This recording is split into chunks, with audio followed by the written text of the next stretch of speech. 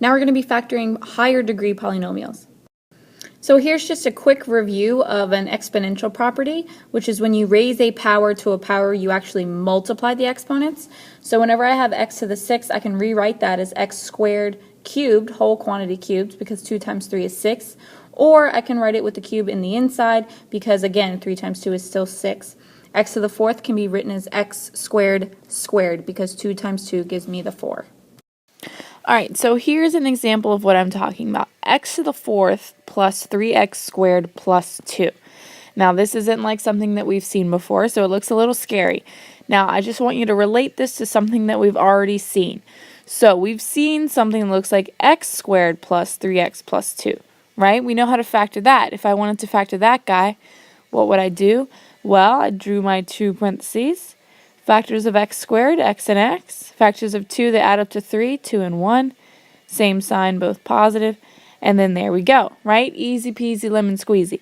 Now, factoring this guy up here is going to be just as easy. All right, so just hold on a second and we'll look at how they relate to each other. All right, so let's say we want to treat this guy just like we do any normal trinomial. What we do first is we always look at the first term and we want to write the factors of the first term. Well, what can make x to the 4th? Well, I can do x cubed times x to the 1st. I could do x squared times x squared, right? And those are pretty much my only options as far as just having two factors, because remember, we only want two factors. Now, what about the last term? What makes up 2? Well, that's just 2 and 1, right? So we write our binomials. We're going to try out our factors here. Now, normally, we like these two factors to be the same degree. Like when we factor, we put an x and an x, or maybe a 2x and an x. They have the same power on the x, right? So we're going to go ahead and we're going to try x squared and x squared. Factors of 2, 2 and 1. Same sign, both positive. And that's it, right? Well, let's check our inners and our outers. 1x squared. 2x squared, those guys add together to give me 3x squared. So, yay, I'm done and I did it correctly. Alright, now I'm going to show you a different way of doing this, alright? What we're going to do, because I can write x to the 4th as x squared squared, I'm going to substitute everywhere I see an x squared as just some other variable. Let's call that variable a. Okay, so everywhere I see an x squared, I'm going to replace it with an a. All right, so if I look at this, right now I have x squared squared plus 3x squared plus 2. So everywhere I see an x squared, I'm going to put an a. So that's a squared. Right? We're just replacing x squared with an a squared plus, here's another x squared, so 3, just one single a now, plus 2. Well, now, doesn't this look exactly like the problem we just did before? Remember, I would just put a and a, 2 and 1, same sign, both positive. All right? But remember, a was x squared. So this is going to factor into... Sorry, I'm writing a little crazy now. This is going to factor into x squared plus 1 times x squared plus 2. Isn't that exactly the same answer we just got? Okay, checking our inners and outers, we get the same answer. So two different methods, two different ways of doing it. It just depends on how you look at it and whatever you're most comfortable with. All right, so let's look at this as x squared squared minus 13x squared plus 36. All right, and again, I'm going to let x squared equal a. So everywhere I see an x squared, I'm going to put an a. So replacing this guy right here, I'm going to get a squared minus, replacing this guy, 13a plus 36. All right, now factoring, this one's pretty easy, right? This is just a, factors of 36, the add or subtract to give me 13. That's going to be 9 and 4. Same sign, both negative. All right, now substituting that back in over here, I'm going to get x squared minus 4 times x squared minus 9. Okay? I'm done, huh? I'm done? I'm done? Yeah? It looks like I'm completely done. I completely factored everything I can possibly factor. No, I'm not done. Now, see, what sucks about these problems is you really, really need to be careful with being completely factored. 100% factored. Because, what's that guy? What's that guy? Oh, wait, that's a perfect square, that's a perfect square. There's a minus sign. That's a perfect square, that's a perfect square. Oh, look, there's a minus sign. All right, so what does this mean? This means I can go one step further just to make life more complicated. This is going to be x minus 2 plus x minus 2, x minus 2 times x plus 2, and then that's going to give me x minus 3 times x plus 3, okay? Because remember, this difference of perfect squares gives me this, and this difference of perfect squares over here gives me this. I told you this stuff would come right back around, right? So we got to know our difference of perfect squares. And remember, I can only do this because I have a minus sign in between, and both of these are perfect squares. So after all that jazz, this is going to be my final answer.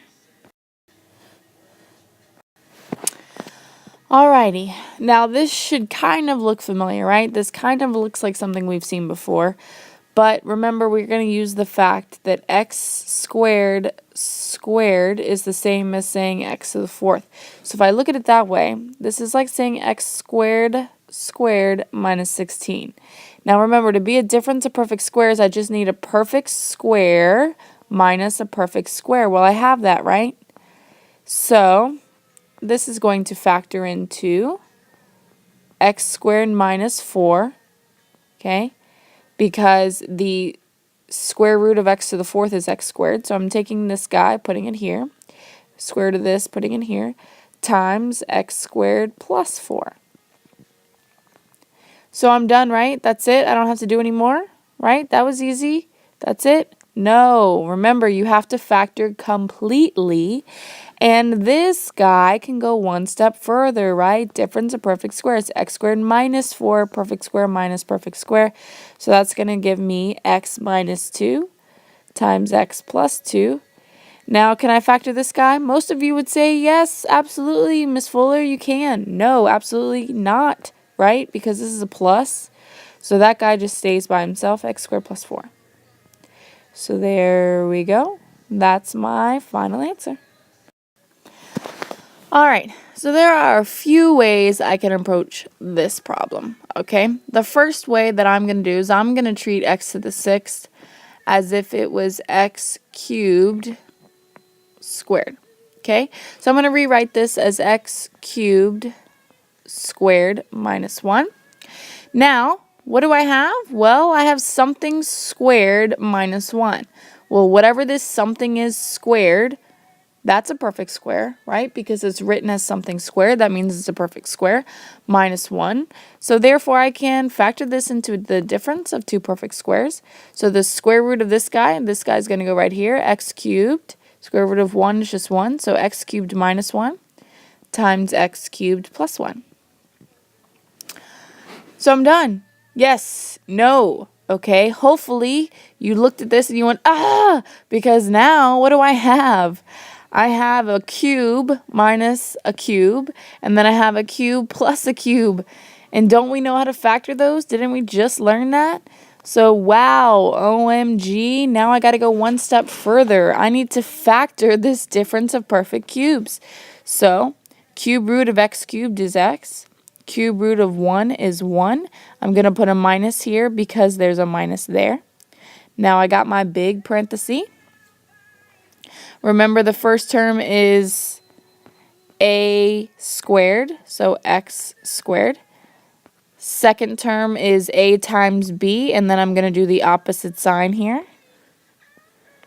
1 times x is just x. The last term is always a plus. And then the last term is always b squared, so that's just 1. All right, so there is this guy right here factored. Now moving on to this guy, let's factor him out. So the cube root of x cubed is x, the cube root of 1 is 1. I'm going to bring the sign down.